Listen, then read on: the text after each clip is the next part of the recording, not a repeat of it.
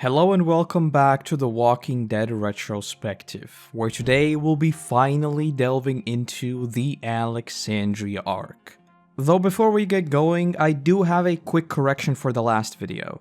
I showed a panel of the Scavengers and said that these are the saviors. Well, as it turns out, despite reading through the book more times than I'd like to admit, I had honestly just erased them from my mind. Because these are not saviors, they are the Scavengers. It doesn't change pretty much anything what I said before, as we'll be tackling them in Season 6, though I still wanted to correct that, so thank you to everybody who pointed that out. But with that said, let us dive in. Straight away, we have some very notable character swaps and changes, most of all, the leader of Alexandria. To put it very simply, their genders are simply swapped. In the books, it's Douglas Monroe, whereas in the adaptation, it's Deanna Monroe. Their partners' names are also basically wordplay, where Regina from the books is turned into Reg in the adaptation. In terms of the characters themselves, personally, I am a little mixed on which version I actually prefer. First off, in the book, Regina always seemed like a bit of a throwaway character that wasn't super likable anyway, so her death later on, for me at least, really didn't carry any weight whatsoever. In the adaptation, on the other hand, I think they did a really good job of expanding Reg's character to make him much more intriguing, especially with his little subplot with Noah. As for the leaders themselves, here comes one of the subtle changes that I brought up in the last video. In the books, there's this dark undertone of the previous leader of the community that Douglas will begin to name drop, bringing quite a bit of intrigue that wasn't really present in the adaptation. So in that sense, I do think that the comic book was a lot more interesting. We'll delve into the whole vibe of Alexandria a little bit later on, but I do think that parts of it were unfortunately just streamlined for the TV version, this being one of them.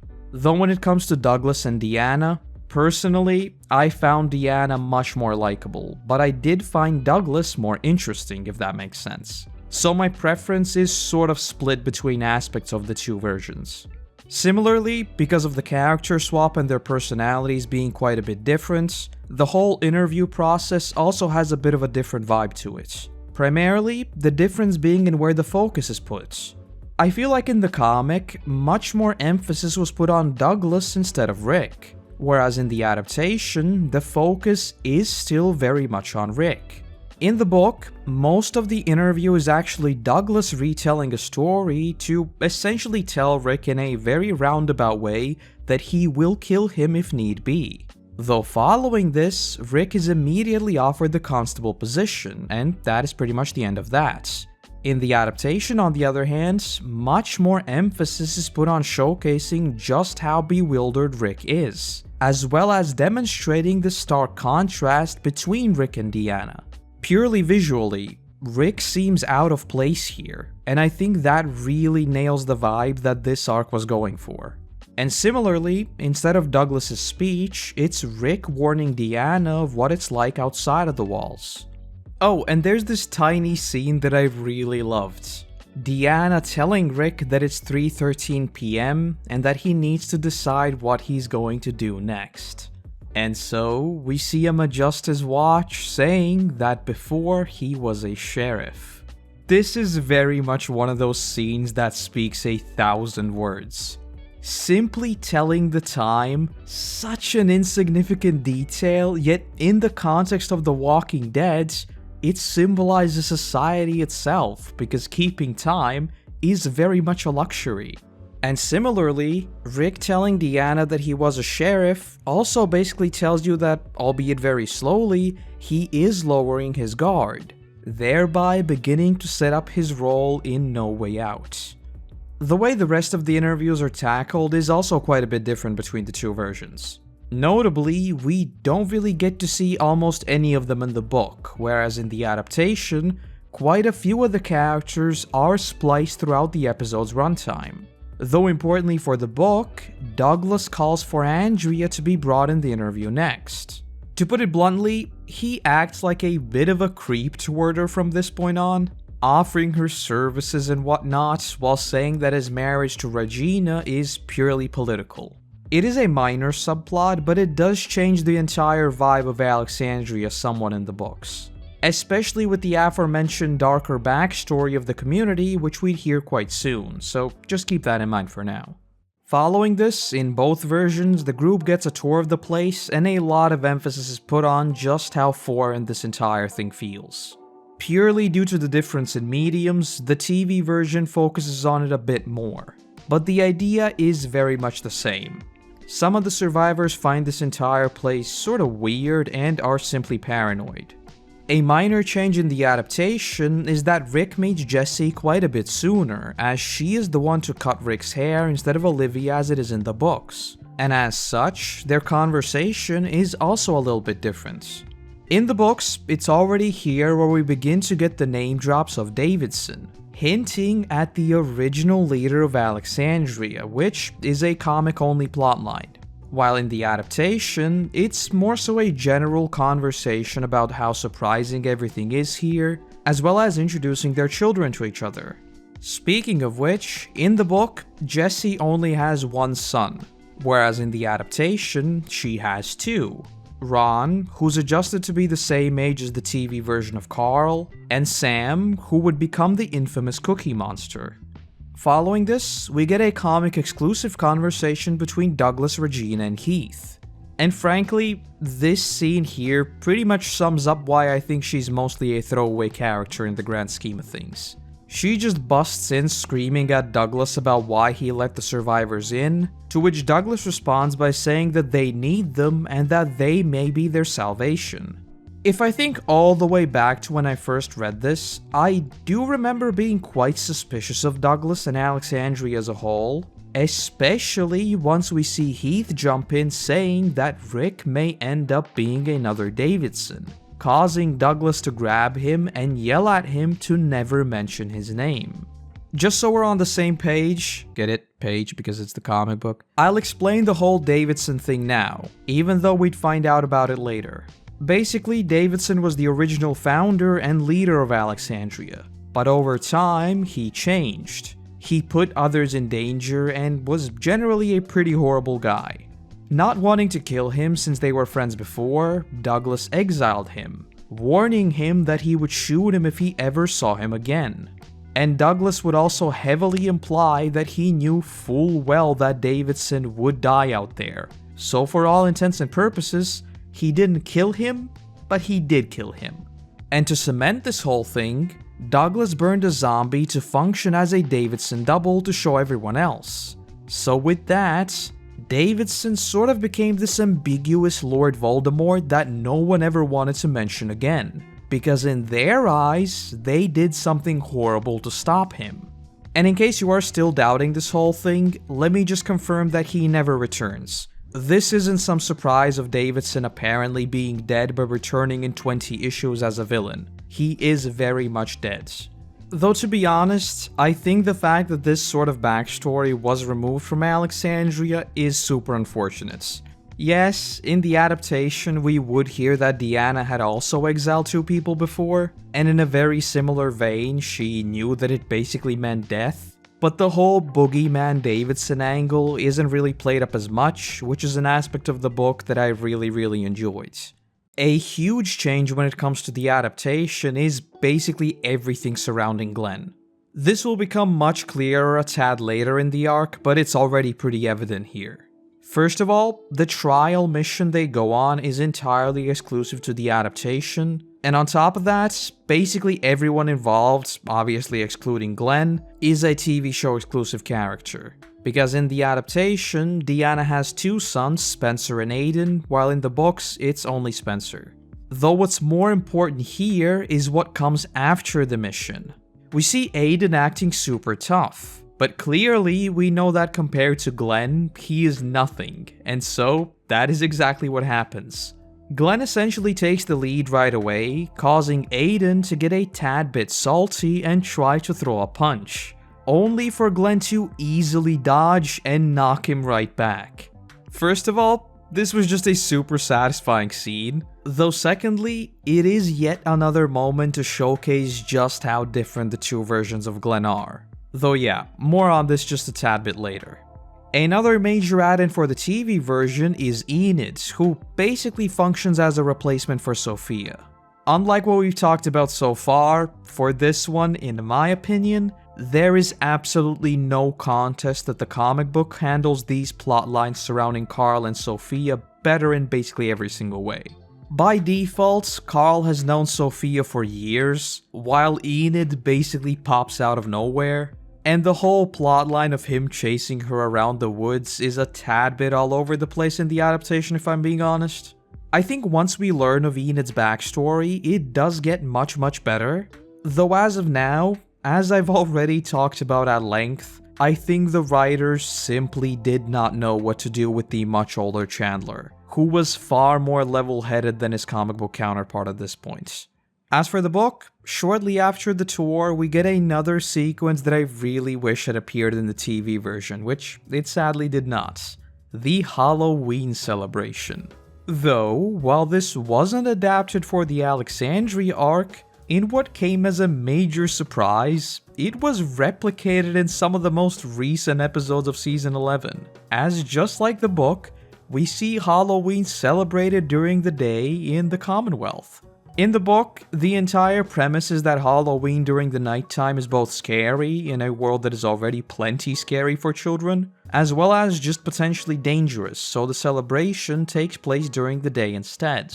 Though importantly, it both works as a massive contrast to everything we've seen before, since holidays are obviously relics of the old world that the survivors had long forgotten. But secondly, it's massively important for Carl's character, as unlike the rest of the kids, he finds this entire charade just stupid. And sort of a side note, it's events like these that, for me at least, made Alexandria feel much bigger in the book. Just look at the amount of people walking the streets here.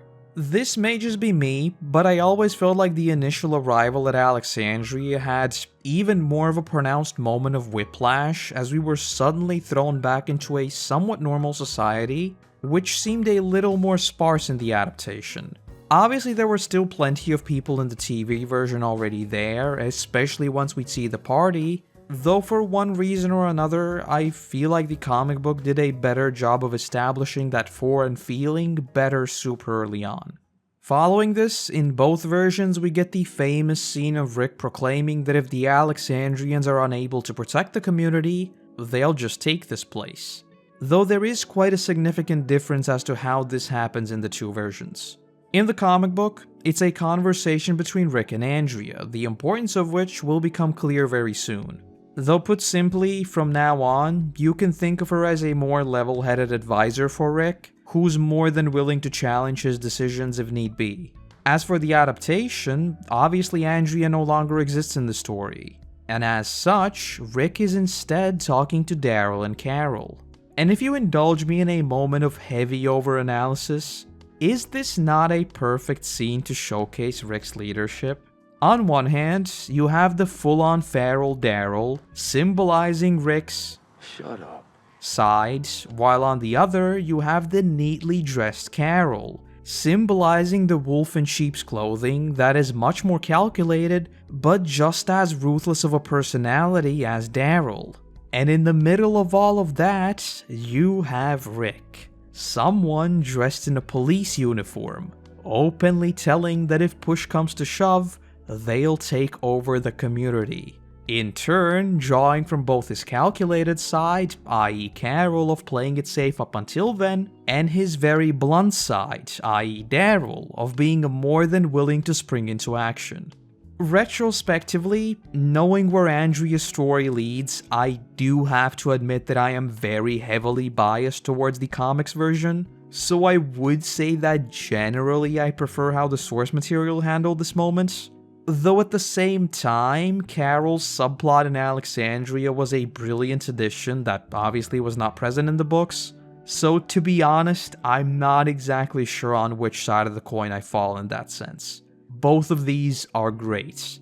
Though speaking of Andrea, as of now, some of her comic book storyline is remixed into Sasha's story, most notably her becoming the lookout for Alexandria. Obviously with Sasha, there's still her arc of getting over the loss of Bob and Tyrese, But in terms of comic book counterparts, Andrea right now is the closest bet. Another substantial remix stems from Daryl's character, whose immediate story, even more so than any of the other survivors, revolves around not being able to fit into Alexandria, and as such, he joins up with Aaron and begins to go out on runs. In a way, this is a callback to Season 4 in the prison, where he also largely functioned as a recruiter of sorts. Bob, for example, was someone they found while out on a run, though his story is pretty much entirely exclusive to the adaptation, and we don't really have a counterpart for him in the books. And in a similar vein, after reaching Alexandria, Aaron too takes a bit of a backseat in the source material, whereas in the adaptation, he plays a larger role going forward. Following this, in both versions we get the party, which basically shows us where our characters stand at this point. Since there are so many interweaving plot lines, we'll just tackle the important ones for the time being. First of all, as I just mentioned, in the adaptation, Daryl goes to meet with Aaron and his boyfriend, where we pretty much see that Daryl feels much more comfortable with Aaron's way of living, going outside of the walls and searching for people, which will both contrast Rick, which we'll talk about in just a bit, as well as set up his plotline for the rest of the season. Meanwhile, Sasha in the TV version is at the party, and he or she's given some of Michonne's plotlines from the books. We see them talking about their favorite dishes and saying that they're worried about not getting it right, etc, etc, which prompts Sasha, or Michonne in the books, to become annoyed with the things they consider to be worth worrying about. For someone like Sasha, who has just lost her boyfriend and brother, them saying they're worried about cooking obviously hits a nerve. So that makes perfect sense, and because of how recent that was, I do think that this moment works better with Sasha than it did with Michonne. And speaking of Michonne, after she gets annoyed and leaves the party, we begin to see her bond with Morgan, as the both of them feel very much out of place there. Obviously, since Morgan is still not present in the adaptation, nothing close to this ever happens in the TV version. Though what's the biggest difference here from the TV version is that they'd also spend the night together. And it's basically here where a massive divergence between the two versions of Michonne's character begins, though that will become much clearer as we get on. Another major change is that during the party, Rick orchestrates a way to get a hold of some guns. And while this does happen in both versions, the way they go about it is drastically different. In the book, Glenn fakes being super drunk, makes a bit of a fool of himself, and uses that as a distraction to scope out how they store the weapons. After that, he'd leave a window open and with the help of Rick, snatches a few guns in the following days. And remember what I said about Glenn questioning Rick's leadership in the adaptation? Well, in the books, there is really none of that. He goes along with Rick's plan, and so they get the weapons. In the adaptation, on the other hand, the task falls on Carol alone, who has successfully painted herself as a helpless lady who just bakes cookies. And I'll be honest, I love Carol's character arc this season, so I do prefer how the TV version handled this. Especially because I don't think it would really make too much sense with Glenn's character in the adaptation. Though what's a fairly major change here is that Carol is actually caught by none other than the Cookie Monster himself. Their dynamic would be massively important later in the season, so more on that in just a bit. Though there is another subtle difference here that, for me at least, really changed the way I saw the story in the books. Once they get their hands on the weapons, Rick very explicitly says that he is not sure all of the survivors might be on their sides, and that they should keep the weapons secret. This kinda sorta happens in the adaptation with Daryl, for example, who says that they don't need them, etc. But I always felt like Rick was a little more cautious about the whole thing in the books. Almost as if he knew that some of the survivors were already lured on the side of Alexandria. It's nothing major and wouldn't really change anything in the grand scheme of things, but it is one of those small details that may change your perception of the events to a surprising extent, especially with the suspicious Davidson story going on in the background. But with the guns too, Andrea largely functions as a voice of reason for Rick, telling him that he is going a little overboard already.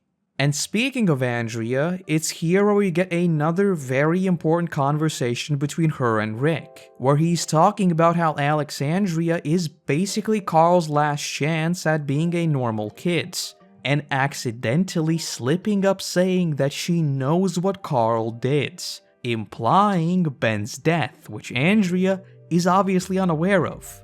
And the tricky thing here with Ben moving forward is that Andrea would find out about what happened, but we never really saw that in the books, so it's unclear whether she has already pieced parts of it together or not. Far later into the series, Carl would say that he himself told it to Andrea, but we don't really know the details surrounding that. So for now, just keep that in mind. Following this, in both versions, Rick begins to pick up on some stuff that doesn't quite add up about Jesse's husband Pete, though the tension between them is played up a teeny bit more in the adaptation. In the books, it's more so Rick having a hunch and more so things coming together to confirm his suspicions, whereas in the adaptation, he's pretty much actively holding off shooting him already. And side note, this is where the A once again pops up, and is probably the last time it actually makes sense. So far, we've seen the A in and around Terminus, where you might argue that it basically meant that the characters are trapped, since the A was the marking on the train, or in other words, where they were being held captive. And now here, we see the A stamped on Rick's hands, as he approaches the walls of Alexandria, where we see an unfamiliar sight. Rick and this walker being on the opposite sides of a wall, yet despite being on what is most certainly the safe side, Rick feels trapped. And so he just stares at that A as we zoom out to see just how massive and seemingly inescapable that wall feels. This too I feel like was played up a tiny bit more in the adaptation, and once again, I feel like that loops all the way back to Carl. In the adaptation, Carl has his plotlines already developing, whereas in the comic book, he was still just a kid, and reaching Alexandria marked a massive point for his arc following what happened on the road. Because of which, Rick puts a lot more thought into what and how Carl is doing. A sort of a curious addition for the TV version is Noah, a super likable character who was only introduced a couple of episodes before, and now with the arrival at Alexandria was seemingly being set up as a long-term member of the group, as he becomes an apprentice under Reg.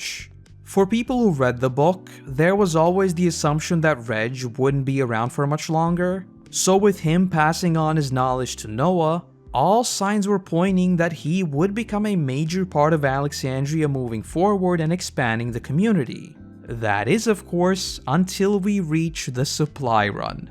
Though before we get to that, let us tackle the comics version first. Remember that Heath has already come into the story, so in the book, it's him along with Glenn who get ready to make a run into the city. And by city, I very much mean the city. They are going into Washington. And this is also an instance of showcasing the difference in Maggie's character, as she tries to talk Glenn out of going numerous times, and ultimately, Glenn pretty much heads out against her wishes. Contrast that to the TV version, where Maggie is proud of what he's doing. And instead of just a small duo, it's a much larger group consisting of him, Deanna's son Spencer, Nicholas, Tara, and Eugene heading out, where Glenn is pretty much the leader of the squad. And side note, this is where the producers decided to be a bit cheeky, because once they all get in the car to drive off, the Knife Party song begins to play. Though when we hear the "Now You're Going to Die," who are we looking at? Yes, none other than Noah. Pretty blatantly telling you what's going to happen. As for the mission itself, it pretty much continues the trend of making Glenn more and more of a leader type, and also sets up his rivalry with Nicholas, which would play out later in the season. Though to put it very briefly, most of these plotlines in Alexandria surrounding Glenn are exclusive to the adaptation. In the books, as of now, he's much more of a supporting type of character. And another add-in to this entire thing is of course the focus we see on Eugene, who steps up to save Tara. As far as Eugene goes, as of now, we don't really get to see too much of him in the books, so I do think that this was a very good addition to expand on his character, especially knowing how important he turned out to be later in both versions. Though lastly, and obviously most importantly for this episode, after literally everything that can go wrong goes wrong, they try to escape the warehouse, where Nicholas is a wuss and gets them trapped between these glass doors. And it's here where we get one of the most gruesome deaths in the series, as Noah is quite literally ripped away from Glenn. Remember what I said before about how much Noah was set up as a long-term member of the group? So I'll go out on a limb and say that this surprised basically everyone. Not to mention the sheer brutality of this death, going as far as to pop back up against the glass almost like a horror movie trope. Though as far as his death goes, this is one that I am super mixed on, to be honest. Number one, it does maintain the walkers as a threat, even after reaching Alexandria, which should seemingly solve all zombie-related issues. So in that sense, it is important. And number two, it's not like he was a super major character. In the grand scheme of things, he was only around for a few episodes. So him dying in a way to progress Glenn's character and his dynamic with Nicholas doesn't seem like too extreme of a move. However, with how big of a role he played with Beth, who was killed off, and with how big of a role he played with Tyrese, who too was killed off by a walker by the way, and now with him seemingly being set up for a longer term role in Alexandria, it does seem like much of that was just axed. Once again, yes, this is an apocalypse series and people should die, but from a narrative perspective, much of that setup was essentially wasted. Take the scene of him and Reg for instance. It didn't move the plot along at all. It just got you more emotionally attached to him right before he died. And here, you could have a very, very long conversation about how these sorts of stories are written, and whether this sort of emotional bait is actually good in a series. But for the sake of time, I'll just boil it down to a single sentence. Personally, I wish we had seen more of him, but I wouldn't say that this character was as wasted as someone like Beth or even Tyrese. Though at the same time, I do think there was a little bit of cheap writing here. He was set up for a long-term role and immediately killed off. That is not character development, that is simply bait.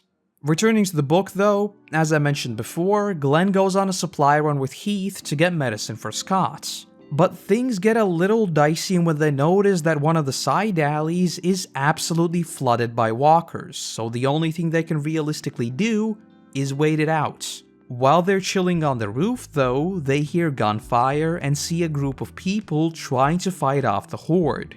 Trying to make the best of the situation, the duo use the distraction to get on their bikes and drive off. Only problem is, those guys saw them, and so did a bunch of walkers. For now though, that is all we see of them, but since they clearly know which way Glenn and Heath were headed, you can probably anticipate what that means. Returning to Alexandria, we get to see what Abraham has been up to. And I think this is one of very few instances where the TV series just adapted the comic book one-to-one, as the entire Abe story of him becoming a leader of the construction crew is basically identical in the two versions. And on a similar note, because we've been jumping around a whole bunch, this is something that you may have overlooked, but the general idea here is that we are being shown that Rick's group is basically better at everything they do because of the experience they have on the roads.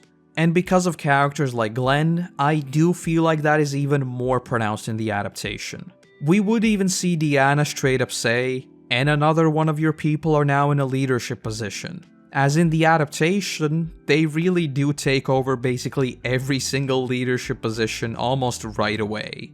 But yeah, the book still very much has that vibe as well, and Abe is a perfect example of that. An addition to the adaptation that I really enjoyed is Carol and her cookie baking subplot with Sam. And there's a detail here that I unfortunately think many people overlook. As I mentioned before, in the books, and to a certain extent in the adaptation as well, Rick slowly pieces together that Pete isn't quite who he claims to be and in fact abuses his family. This purely comes down to his instincts and deductions from suspicious things going on. Well, in the adaptation, that confirmation comes from Carol after her interactions with Sam. Why? Because think back to Carol's backstory. She lived with Ed, quite possibly the biggest douche of all time. So she picks up on what Sam is saying right away and clearly recognizes signs of abuse, because she knows them herself very, very well. And I think this is exactly why we see her distance herself at first. Because remember that every kid she has looked after has died. But now that she sees something all too familiar, she can't help but step in. And so she goes to Rick and very directly tells him that Pete must be stopped. Following this, in both versions we see Gabriel rat out the survivors about basically everything they did to the hunters, telling Douglas, or Deanna in the TV version, that they are horrible people, etc, etc. Broadly speaking, it never really amounts to much, but as of right now, it's just building up that tension of whether or not Rick's group may indeed be thrown out of the community. As for the adaptation, here we have yet another instance of why I think the comic storyline of Carl is superior in basically every single way. Put briefly, we see Carl and Enid run around the forest like lovey-dovey pals, and that's pretty much as deep as that gets. Contrast that to the book, where Carl literally breaks down while having breakfast just because he remembers how they normally sit around the table with Lori before the apocalypse. Again, keep in mind that he is literally 9 years old, and he lost his mother like a month ago tops. Then combine that with what he did on the road. This little dude is literally losing his mind, while in the TV version, he is running around with his new crush. And once again, for those who like to dunk on the actor, I'm sorry to break it to you, but he didn't write his character's storyline. His acting was perfectly fine. But as we've talked about before, it simply doesn't make too much sense for the much older Chandler to have the same plotlines as the comic version. But instead of remixing them as to still maintain his darker nature, they were completely flipped on their head all the way back in season 4 and never recovered since. The number of stories you could have told about him basically growing up in the apocalypse and being more cautious than anyone else in Alexandria were basically endless. But because they made him an almost pacifist in season 4, I think much of that potential was very much wasted. And that has nothing to do with the actor. That, my friends, is writing. Imagine if Carl's plotline was remixed so that maybe he is the one who finds out about Pete or something like that. There was so much potential there, but anyway, that's enough Carl ranting for today. Next up, in both versions we get to the confrontation between Rick and Pete. And this too is adapted quite close to the source material, with the most notable difference being that in the books, Rick very explicitly goes there to beat him up, whereas in the adaptation, Rick goes there to talk to Jesse and Pete is more so the aggressor. Though in both versions, the famous scene of them busting through the window happens, and generally Rick just goes ham on Pete. In both versions, feral Rick is very much unleashed, and he basically intends to kill Pete then and there. That is, until Douglas, or Deanna in the TV version, yells for Rick to stop. And that's when he pulls out a gun asking whether they plan to kick him out. The speech Rick then delivers is a little different here and there, though the general vibe is very much the same.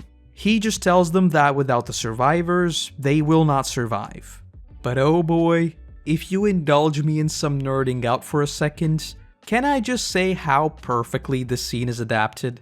Everything from the slightly unsettling music with that horror tinge to it, to Andrew Lincoln's acting is an absolute 10 out of 10, and is exactly what I would consider as peak The Walking Dead. The amount of hype I felt watching these scenes being brought into the live action form are seriously second to none. But anyway, in both versions, Rick's rampage is stopped by Michonne bonking him over the head, and that is that. Only in the comic book version, he isn't actually knocked out, and we get this additional scene of him being just like, what have I done? A short while later, once things have calmed down a bit, feeling more than a little overwhelmed by everything going on, Rick goes to talk to Lori on the phone again, only to be interrupted by Carl asking who is Rick talking to. And again, the difference between the characters here is staggering. Rick pretty much explains what's been going through his mind and that he likes to imagine talking to Lori, offering Carl to listen in what's on the other side. Carl, however, just says that he is acting weird, that Mom is dead, and that no phone will ever make him hear her again, leaving Rick sitting there by himself. So yes, Carl's got absolutely no chill. Another follow-up from the events in the book is a brief scene between Maggie and Glenn, where they pretty much just talk about what Maggie has been struggling with. Put briefly, Glenn just assures that he loves her for who she is and that he will always be by her side regardless of what happens. And much of these interactions are those subtle differences I mentioned before. They make direct comparisons between the two versions quite difficult, even though in both the adaptation as well as in the comic book, she is being set up for her leadership position later in the series. It's just that the way they go about it is drastically different. And this is one of those times. Returning to the adaptation though, we finally get to see old Morgan again, where this time he is enjoying some nice breakfast when he is suddenly interrupted by a member of the Wolves. And right off the bat, it was clear that Morgan would be a very, very different character to the books, because his Teenage Mutant Ninja Turtle skills are very much TV show exclusive. And that isn't a joke, by the way. He legit trained under the Teenage Mutant Ninja Turtles. Jokes aside, we see more of him in just a little bit, so more on that in a second. Following the fight in the TV version, Andrea's role from the comics as the more cool-headed one is given to Michonne, who pretty much just reminds Rick of what they talked about before they reached Alexandria. Rick has to let go of that constantly on the edge drive. Since moving forward, Michonne would just replace Andrea outright, these switch-ups probably don't come as a surprise. And because Michonne was set up as a character that was already pretty close with Rick, I do think it works out. Another add-in for the adaptation is the conversation between Carol and Pete, where we are very clearly shown how far she has come since those Season 1 days, as this time, she blatantly walks up to Pete and tells him that if he makes one wrong move, he is done. I know there are some people who are not fans of Rambo Carol, but I don't know, she became such a fun character that I can't help but enjoy scenes with her. Even all the way in Season 11, she's still constantly scheming and almost being a step ahead of everyone else, and I just love those sorts of characters in general. Yet another add-in for the adaptation is of course Nicholas and his plotline with Glenn. Oh, and side notes, the finale in this sense is written absolutely brilliantly in my opinion, as there are quite a few plot lines that come to a boiling point all at once. There's the fight between Nicholas and Glenn, there's Sasha and Maggie confronting Gabriel, and then of course there's the entire Rick debacle, which we'll get to in a second. It's just a neatly written way of building tension on all fronts at once. As for Glenn and Nicholas though, it was just another scene that showcased how hardened Glenn had become, but that he still sees hope in people, even if Nicholas just tried to kill him. This would be a very massive deal later in Season 6 once the Saviors begin to pop up, so for now, just remember the scene where Glenn not only doesn't kill Nicholas, who very explicitly tried to kill him, but also brings him back to Alexandria. And yes, yet another add-in for the TV series is the whole Morgan saving Daryl and Aaron sequence. This is very much one of those times where you wonder how different things might have gone if they didn't accidentally cross paths, as the map Morgan has obviously led to Washington itself, not Alexandria, though yep, with this Morgan has pretty much come back into the story. As I mentioned before though, for many viewers, including me, it was still unclear how long, or if at all, he would stick around, as he was clearly a much different Morgan than we knew. And finally, the last add-in for the adaptation is the scene we get between Eugene and Big Man Abe. Following Eugene coming clean about not being a scientist, the two literally hadn't exchanged a word. So here, we finally see them reconnect and apologize to each other.